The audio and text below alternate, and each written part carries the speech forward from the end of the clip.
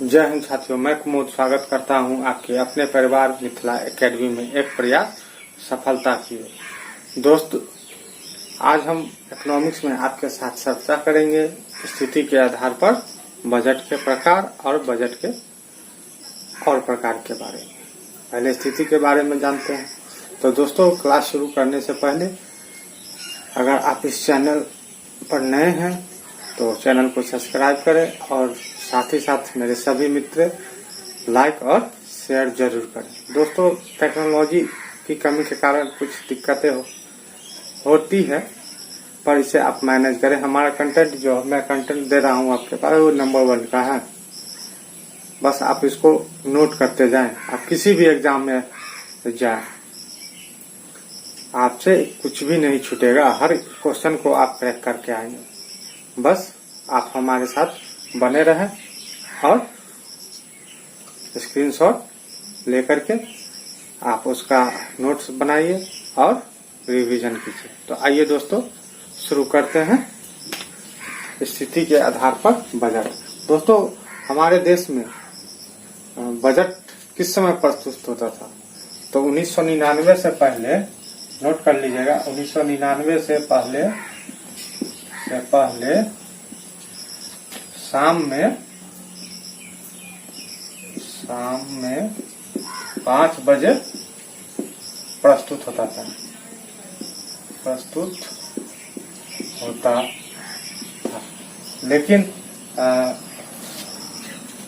लेकिन यशवंत सिन्हा की सिफारिश पर यह प्रातः 11 बजे होने लगा। यशवंत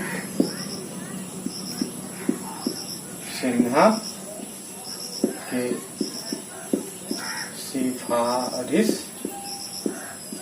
पर प्रातः 11 बजे प्रस्तुत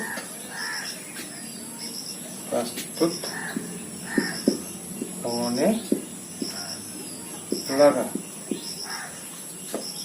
दोस्तों, ये दोनों को आप नोट कर लें। आप समझेंगे स्थिति के आधार पर बजट के प्रकार, यानी कि स्थिति के आधार पर बजट के प्रकार के बारे में। दोस्तों, स्थिति के आधार पर बजट को 3 भागों में बांटा गया। पहला है अधिक बजट, दूसरा होता है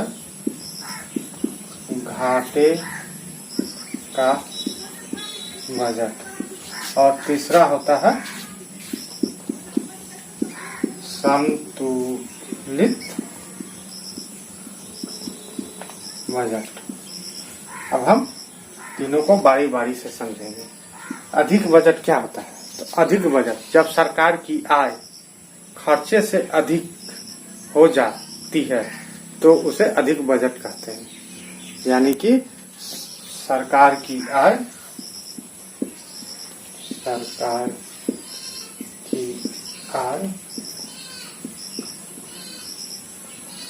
खर्च से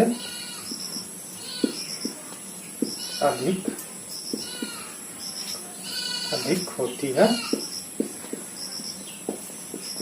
तो उसे अधिक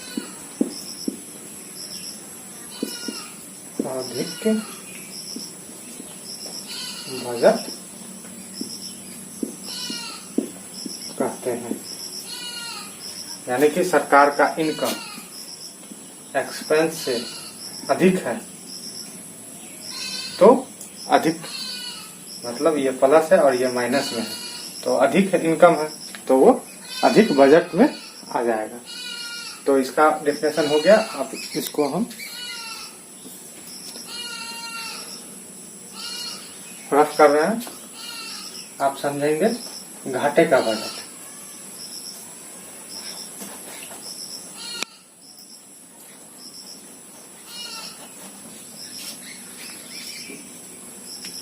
घाटे का बजट जब सरकार की आय सरकार की आय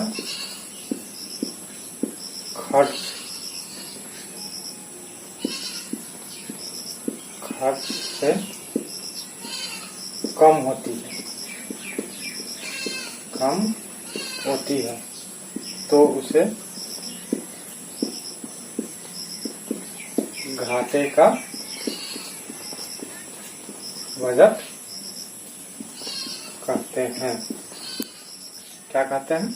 जब सरकार की एक्सपेंस और इनकम, यानी कि एक्सपेंस ज्यादा हुआ और इनकम कम हुआ, तो ये क्या हो गया? बजट घाटा, यानी कि घाटे का बजट। और इसे ही इंडिया हर वर्ष अपनाता है। यहाँ पर नोट करके डाल लीजिए या नोट कर लीजिए, नोट दे करके लिख लीजिए कि भारत हर वर्ष इसी बजट को अपनाता है। अगर नहीं दिख रहा तो मैं मुंह से बोल रहा हूँ, भारत हर वर्ष इसी बजट को अपनाता है, यानी घाटे का बजट को। जब सरकार की खर्च से कम आय होता है तो उसे घाटे का बजट कहते हैं। सरकार की आय कम होती है तो उसे घाटे का बजट कहते हैं, संतुलित बजट। अब समझते हैं संतुलित बजट।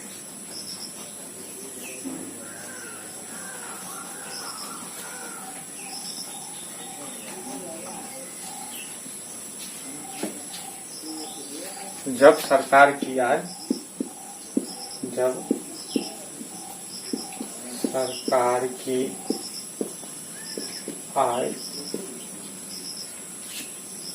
और खर्च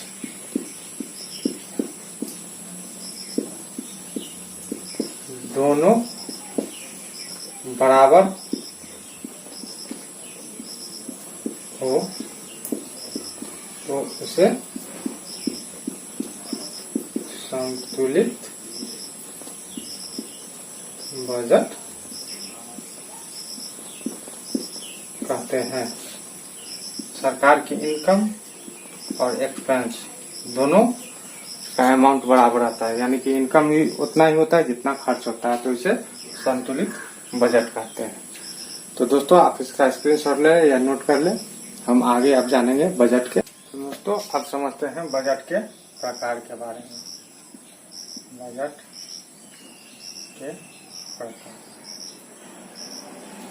तो दोस्तों, पहला होता है परंपरागत बजट।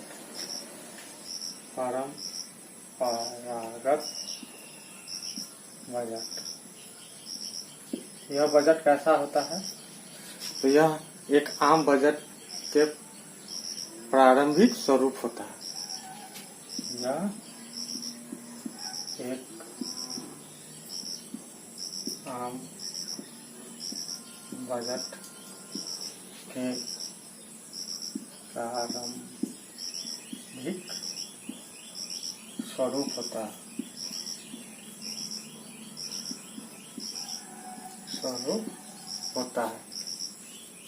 परंपरागत बजट।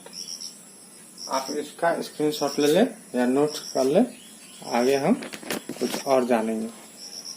इस बजट के अंतर्गत किसी क्षेत्र में किया गया खर्च या कुछ भी खर्च किया किसी भी क्षेत्र में, तो इसका वर्णन किया जाता है। लेकिन इसमें किए गए खर्च से क्या क्या परिणाम प्राप्त हुआ, इसके बारे में वर्णन नहीं किया जाता है, ना ही कोई विवरण दिया जाता है। नोट कीजिएगा तो नोट कर लीजिए। इस बजट के अंतर्गत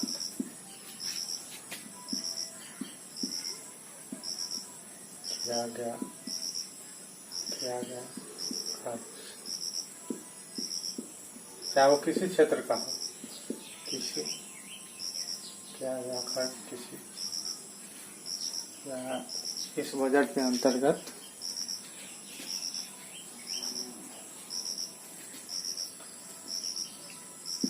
किसी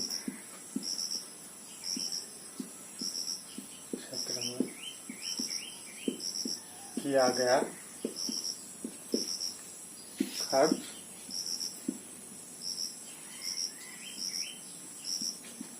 खर्च का विवरण दिया जाता है, यानी कि खर्च का वर्णन कर सकते हैं। खर्च का वर्णन किया जाता है, लेकिन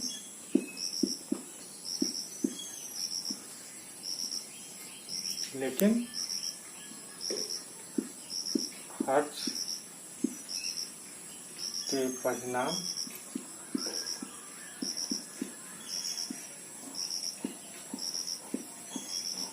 क्या हुआ, इसका वर्णन नहीं किया जाता। परिणाम, लेकिन खर्च के परिणाम क्या हुआ, क्या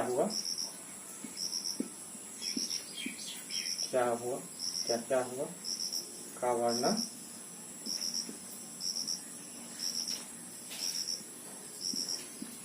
नहीं जाता है।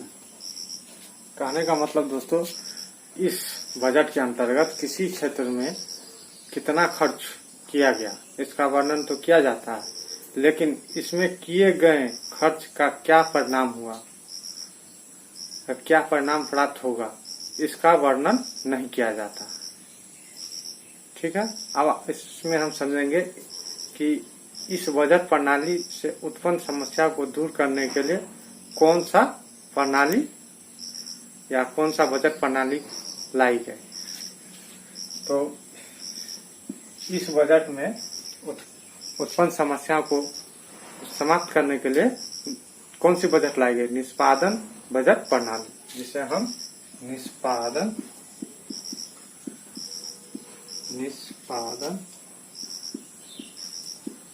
बजट प्रणाली लाई गई।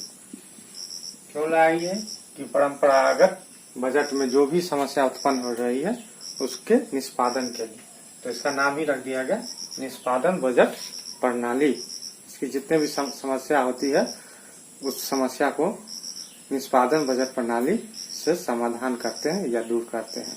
आप समझते हैं निष्पादन बजट क्या होता है, आप इसका स्क्रीनशॉट ले लें। दोस्तों आइए जानते हैं निष्पादन बजट प्रणाली। इस निष्पादन बजट प्रणाली क्या होता है। दूसरा है निष्पादन बजट प्रणाली। तो दोस्तों निष्पादन बजट प्रणाली, इस बजट में सरकार क्या क्या कर रही है, किस कार्य के लिए कितना पैसा खर्च कर रही है, तथा किसी खर्च को की गई राशि में कितना फायदा या नुकसान हो रहा है, इन सभी बातों का विवरण प्रस्तुत किया जाता है। तो नोट कर लीजिए, इस बजट में सरकार क्या खर्च, लिख रहा है कि नहीं, तो इस बजट में सरकार क्या खर्च कर रहा है और किस कार्य के लिए कितना पैसा खर्च कर रहा है, इस चीज को भी ध्यान दिया जाता है। और किसी काम के लिए कितना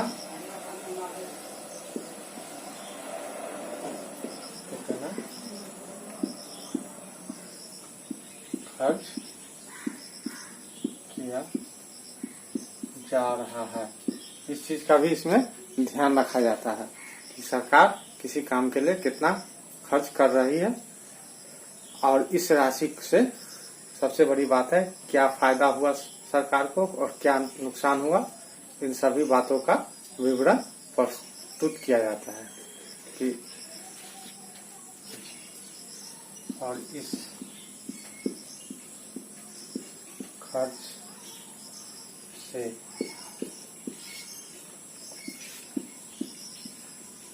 सरकार को कितना फायदा या नुकसान हो रहा है,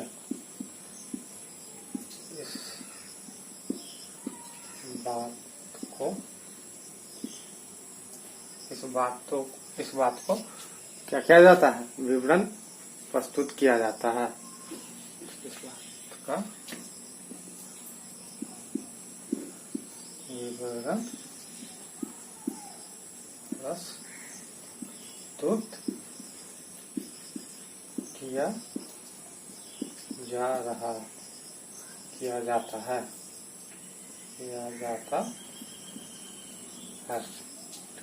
दोस्तों, ये हुआ निष्पादन बजट प्रणाली। इस बजट में सरकार क्या खर्च कर रहा है, किस काम के लिए कितना खर्च कर रहा है, या इस खर्च से सरकार को कितना फायदा या नुकसान हो रहा है, इन सब बातों का विवरण प्रस्तुत किया जाता है। और इस बजट में 1991 में अमेरिका में शुरू हुआ था। यानी कि सबसे पहले इस निष्पादन बजट प्रणाली को कहाँ शुरू किया गया, अमेरिका में।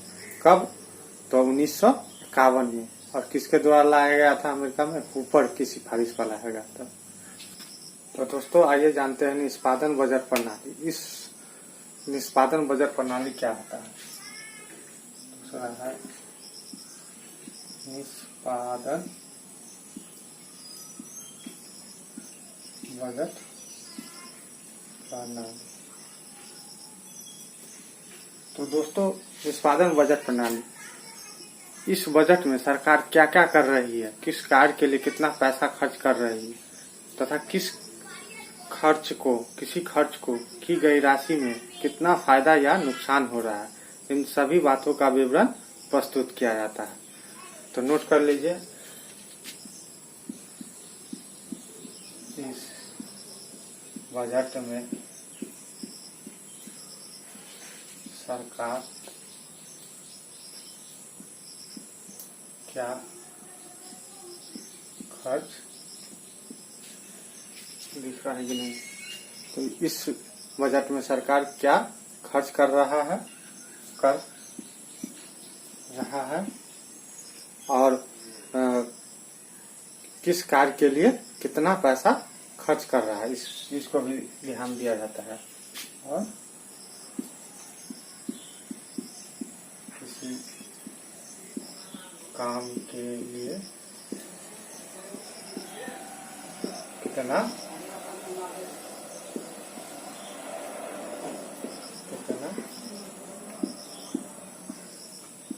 खर्च किया जा रहा है, इस चीज का भी इसमें ध्यान रखा जाता है कि सरकार किसी काम के लिए कितना खर्च कर रही है और इस राशि से सबसे बड़ी बात है क्या फायदा हुआ सरकार को और क्या नुकसान हुआ, इन सभी बातों का विवरण प्रस्तुत किया जाता है कि और इस खर्च से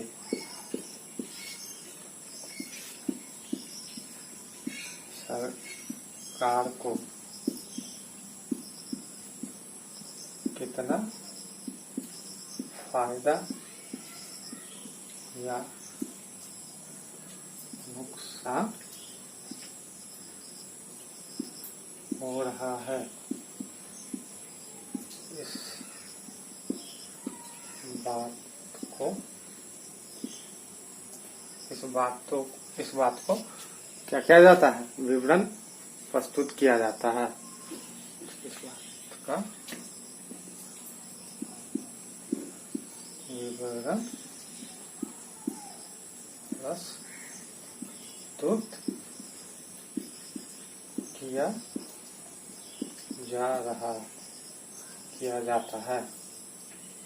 जाता है।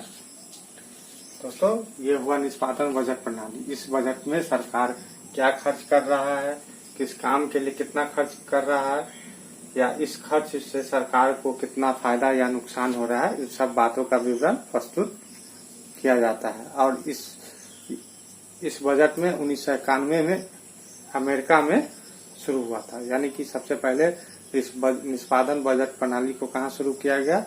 अमेरिका में। कब? तो 1951 में। और किसके द्वारा लाया गया था अमेरिका में? कूपर की सिफारिश पर लाया गया था।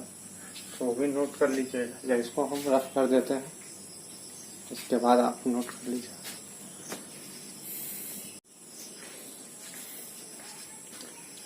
और निष्पादन बजट को सबसे पहले किस देश ने अपनाया था? तो इस बजट को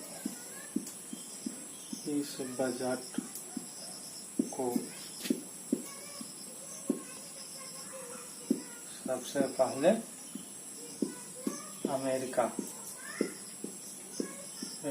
यानी कि USA ने अपनाया।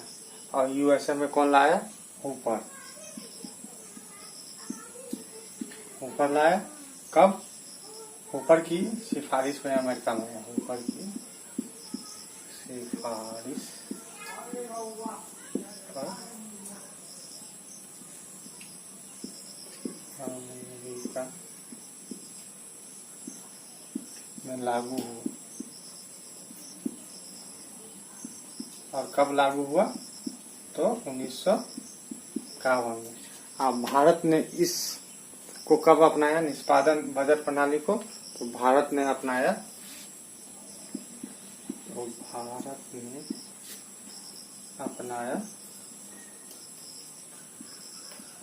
1968 में। ठीक है, कब अपनाया भारत ने? तो 1968 में। आप इसका स्क्रीनशॉट ले या नोट करते जाएं। आप जानेंगे शून्य आधारित बजट। तो शून्य आधारित बजट क्या होता है? शून्य आधारित बजट। आप इसका स्क्रीनशॉट ले लें, इसके बाद हम चर्चा करते हैं शून्य आधारित बजट का। यहाँ नोट करके डाल लीजिए, लिख लीजिए। तो भारत में इसे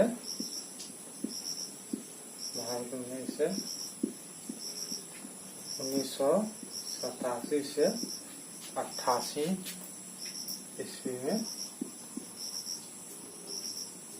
ईस्वी में काम में लिया था इस सूर्यास्त बजट प्रणाली को। तो यहाँ तक तो आप लोग समझ गए होंगे। आप इसको नोट कर लीजिए या स्क्रीनशॉट ले लीजिए। अब हम जानेंगे जेंडर बजट को। जेंडर बजट क्या होता है? ये दोस्तों जानते हैं जेंडर बजट इसका एक उपनाम है, जिसको हम कहते हैं महिला आधारित बजट। इसका उपनाम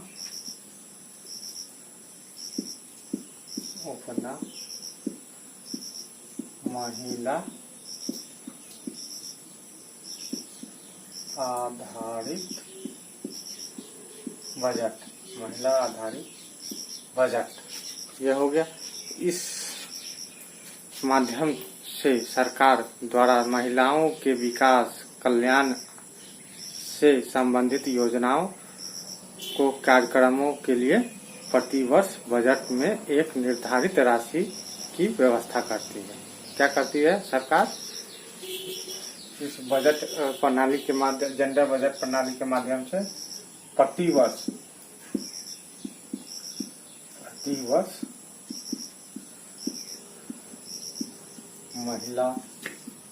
महिलाओं के लिए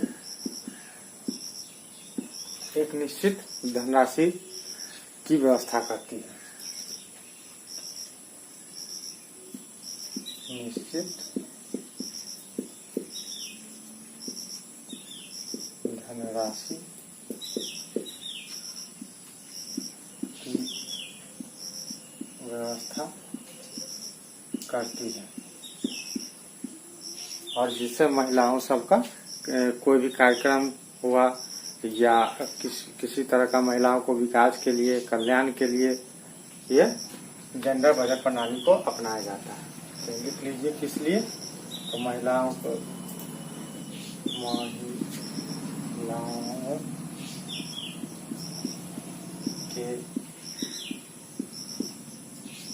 विकास, कल्याण या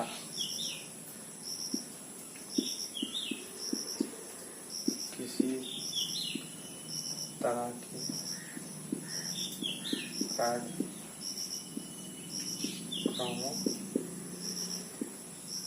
के लिए निश्चित धनराशि की व्यवस्था करता है। तो ये हो गया होगा क्लियर बजट प्रणाली। अब समझेंगे बजट के अवयवों के भागों के बारे में। तो आप इसका स्क्रीनशॉट ले ले या नोट्स कर ले। दोस्तों जानते हैं जेंडर बजट, इसका एक उपनाम है जिसको हम कहते हैं महिला आधारित बजट। इसका उपनाम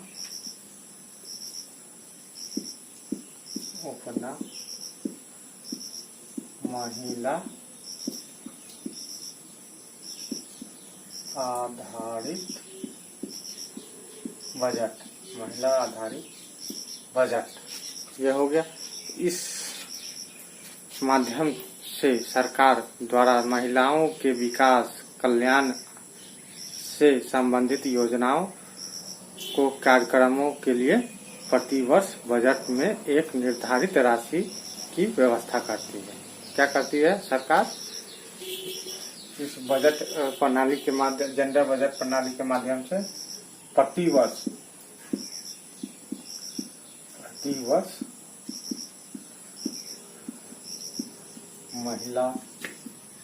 महिलाओं के लिए एक निश्चित धनराशि की व्यवस्था करती है। निश्चित धनराशि की व्यवस्था करती है और जिससे महिलाओं सबका कोई भी कार्यक्रम हुआ या किसी तरह का महिलाओं को विकास के लिए, कल्याण के लिए ये जेंडर बजट प्रणाली को अपनाया जाता है। तो लिख लीजिए किस लिए, तो महिलाओं के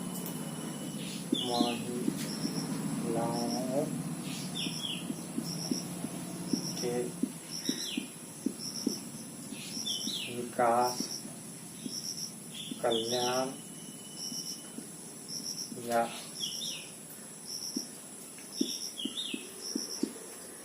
किसी तरह की कार्यक्रमों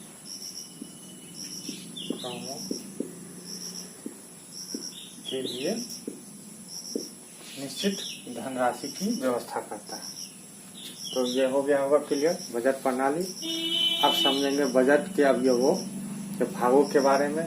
तो आप इसका स्क्रीनशॉट ले ले या नोट्स कर ले। तो दोस्तों बजट के अवयव के दो भाग होते हैं।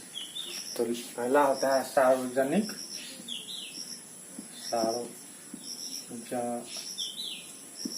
आय और दूसरा होता है सार्वजनिक व्यय। इसको बी मान लेते हैं, इसको ए मान लेते हैं। एक होता है सार्वजनिक आय और सार्वजनिक व्यय।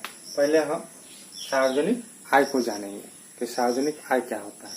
तो सार्वजनिक आय किसी एक वर्ष में सरकार को प्राप्त कुल अनुमानित मौद्रिक आय होता है। यानी कि किसी एक वर्ष में सरकार का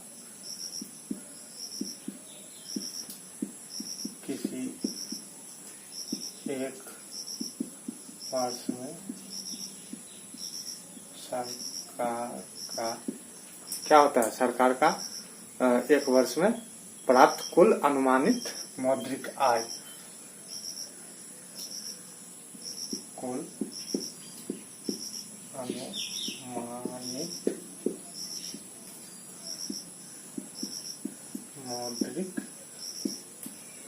आय को कहते हैं सार्वजनिक आय। ठीक है, और इसको भी समझने के लिए दो भाग में इसको हम बंटवारा करेंगे, राजस्व प्राप्ति और एक और होता है सार्वजनिक व्यय में होता है राजस्व प्राप्ति और एक पूंजी आय। तो इसको दो भाग में बांटते हैं। एक पहले भाग को हम चर्चा करते हैं। पहला क्या होता है, राजस्व प्राप्ति, जिसको रेवेन्यू इनकम कहते हैं।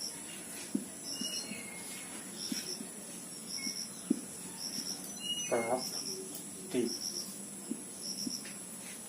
मतलब सार्वजनिक आय के दो भाग होते हैं, एक राजस्व प्राप्ति और एक होता है और दूसरा पूंजी प्राप्ति। तो अब हम पहले इसका चर्चा करेंगे।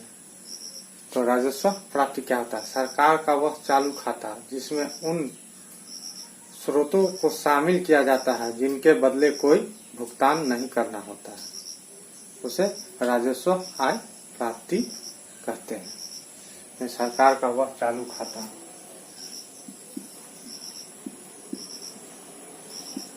सरकार का वह चालू खाता, सरकार का चालू खाता जिसमें उन स्रोतों जिनमें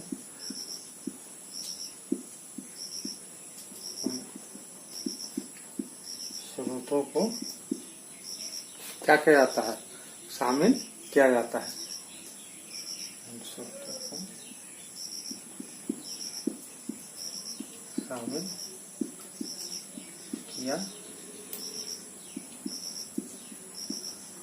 जाता है जिनके बदले कोई भुगतान नहीं करना होता है, जिनके बदले कोई भुगतान नहीं किया जाता है। राजस्व प्राप्ति किसको कहते हैं, सरकार का वह चालू खाता जिनमें उन स्रोतों को शामिल किया जाता है जिनके बदले कोई भुगतान नहीं करना होता है, वह राजस्व आय प्राप्ति होता है। ठीक है, अब राजस्व आय प्राप्ति के प्रमुख स्रोतों के बारे में हम चर्चा करेंगे। ठीक है, आप इसका स्क्रीनशॉट ले लें नोट। तो राजस्व आय प्राप्ति के प्रमुख स्रोत के बारे में जानेंगे। राजस्व प्राप्ति के स्रोत क्या है, पहला गैर कर आय, गैर कर आय क्या होता है दोस्तों, तो गैर कर विभिन्न सेवाओं के बदले आय क्या होता है, विभिन्न सेवा के बदले आय, उसको हम गैर कर आय कहते हैं। ठीक है, ये कैसा होता है, इसका एक एग्जाम्पल लेते हैं। जैसे हो गया पोस्ट ऑफिस हो गया, उसके बाद रेडियो हो गया, उसका टीवी पर एडवर्टाइज हो गया, यानी कि टीवी पर विज्ञापन हो गया। ये सब क्या है, गैर कर आय है, इसको सेवा के बदले आय मिलता है। और उसका दूसरा क्या होता है, पहला क्या हुआ गैर कर आय, दूसरा हो गया लाभ एवं लाभांश, दूसरा हो गया लाभ एवं लाभांश। ये क्या होता है, तो दोस्तों ये होता है सरकारी, औद्योगिक एवं वित्तीय संस्थानों से प्राप्त होता है। सरकारी और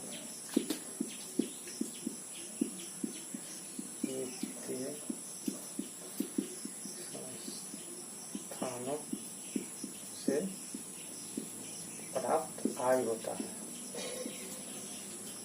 क्या होता है? सरकारी, औद्योगिक एवं वित्तीय संस्थानों से प्राप्त। या इसको लिख लीजिए, औद्योगिक संस्थानों से, सरकारी और वित्तीय संस्थानों, उद्योगों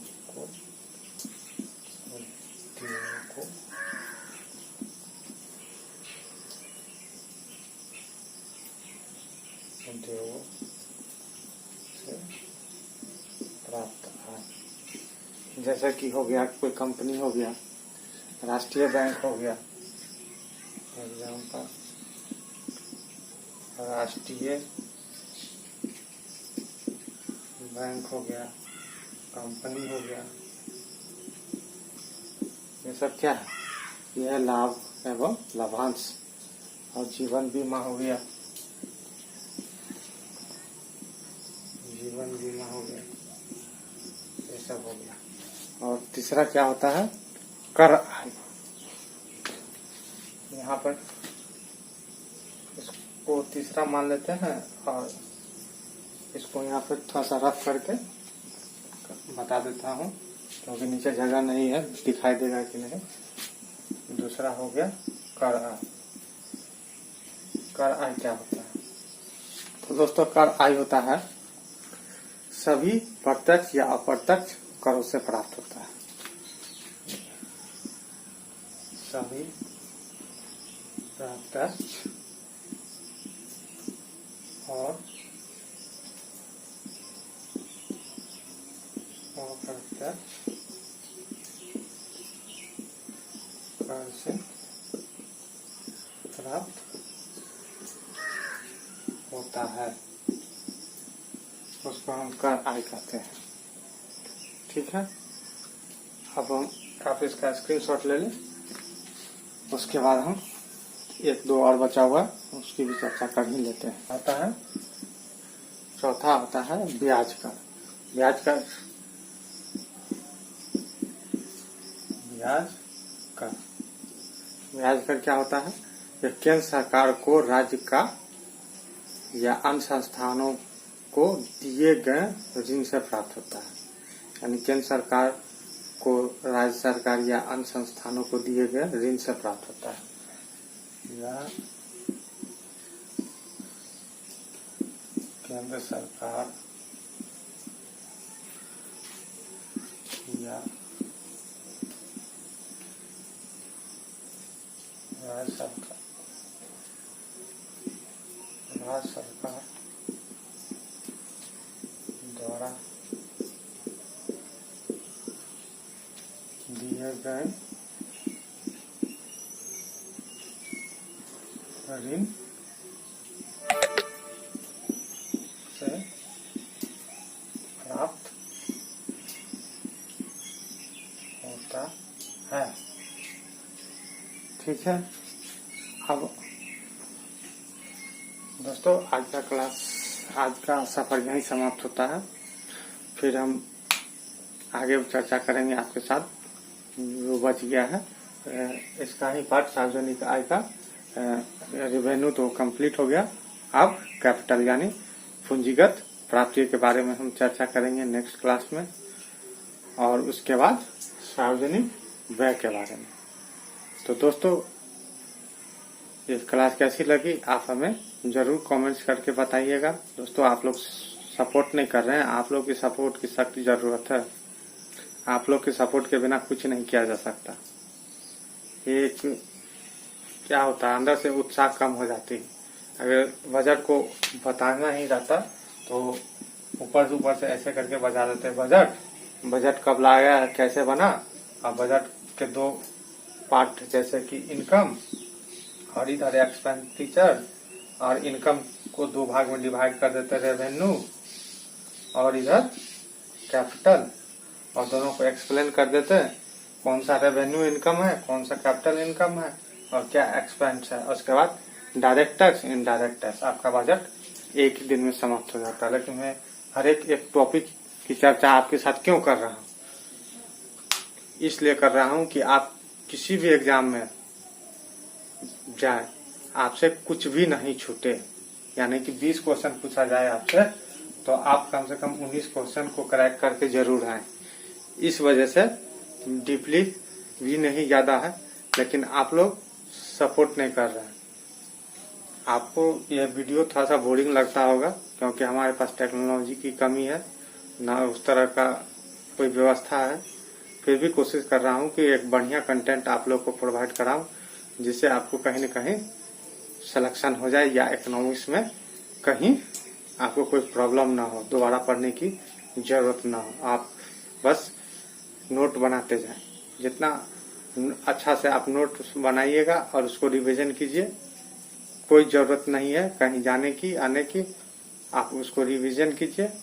और एमसीक्यू भी शुरू करने वाला हूं, बस आप लोग हमारे साथ बने रहें, अपना प्यार थोड़ा सा दे। हम वो हर चीज लेकर के आपके सामने प्रस्तुत होंगे जिसकी आवश्यकता आपको है। 1-2 हफ्ते में दोस्तों आर्मी वाले सबका फोन आ रहा था, दोस्त सबका, और हम कि आर्मी का कोई बैच लेके आइए। तो दोस्तों बहुत ही जल्द 1-2 हफ्ते में लेकर के आ रहा हूँ एक कंप्लीट बैच, जिसमें मैं 100% श्योर से बोल रहा हूँ, अगर आपके एग्जाम में आर्मी वाले में अगर 100 क्वेश्चन पूछे जाएंगे तो 90 या 95 समझिए इसी क्लास से होंगे। ऐसा कंटेंट लेकर आ रहा हूँ, तो जितना ज़्यादा हो सके आप लोग शेयर कीजिए और हमारा साथ दीजिए। और इस वीडियो को देखने के लिए धन्यवाद।